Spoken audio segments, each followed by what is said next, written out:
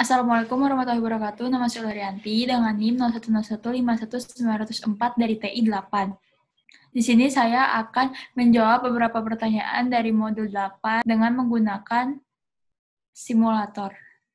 Pertanyaan yang pertama, apakah nilai positif atau negatif muatan akan mempengaruhi gaya? Jawabannya iya. Nah, di sini ini negatif dan ini positif. Gayanya itu dari Q1 ke Q2 itu saling tarik-menarik. Jadi Q2 ke Q1, Q1 ke Q2.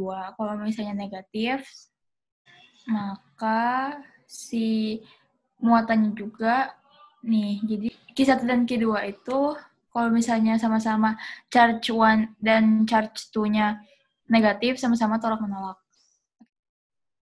Pertanyaan nomor 2, mengapa gaya semakin sedikit saat jarak antar muatan semakin besar?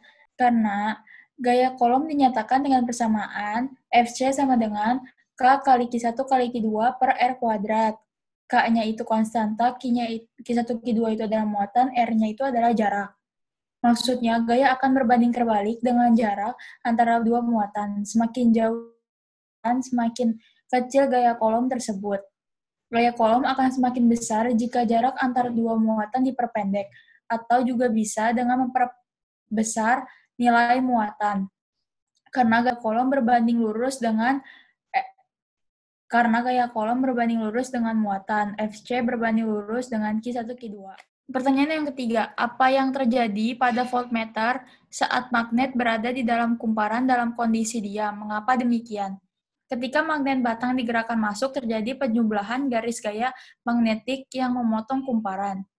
Ketika batang magnet diam sejenak, maka jarum voltmeter kembali ke 0. Ketika batang dikeluarkan, terjadi pengurangan jumlah garis gaya magnetik. Terjadi pengurangan jumlah garis gaya magnetik yang memotong kumparan. Jelaskan apa yang Anda ketahui tentang gaya gerak listrik. GGL merupakan suatu alat penghasil arus listrik yang mempunyai dua buah kutub, yaitu positif dan negatif, digambarkan dengan dua garis sejajar tidak sama panjang. Bagian panjang diberi tanda positif, sedangkan bagian yang pendek diberi tanda negatif. Di dalam GGL atau di dalam gaya gerak listrik terdapat hambatan dalam.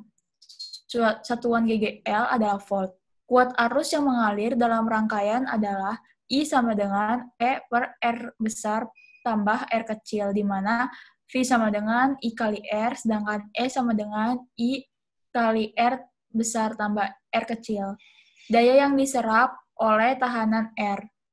P sama dengan V kali I sama dengan I kuadrat kali R kuadrat sama dengan V kuadrat per R kuadrat. Energi listrik yang diserap tahanan W sama dengan P kali T. Nomor 5. Jelaskan bagaimana suatu GGL tercipta berdasarkan simulator yang sedang dikerjakan. Di sini kita pindahin dulu dari makro scale ke atomic scale. Nah, jadinya kayak gini.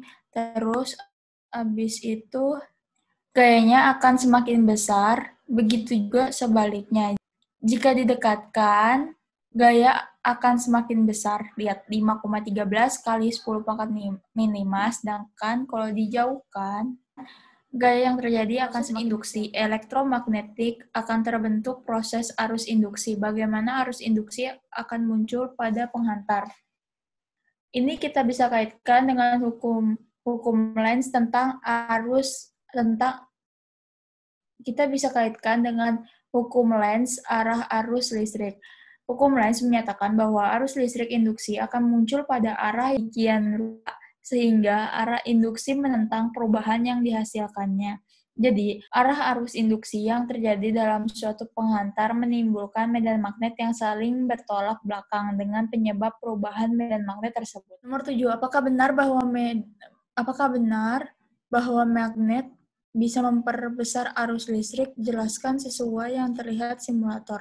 Tidak bisa, karena magnet tidak bisa memperbesar arus listrik, melainkan hanya memperbesar gaya. Nomor 8. Jelaskan hubungan antara tegangan dengan arah kutub magnet yang dimasukkan ke dalam kumparan. Berbanding terbalik.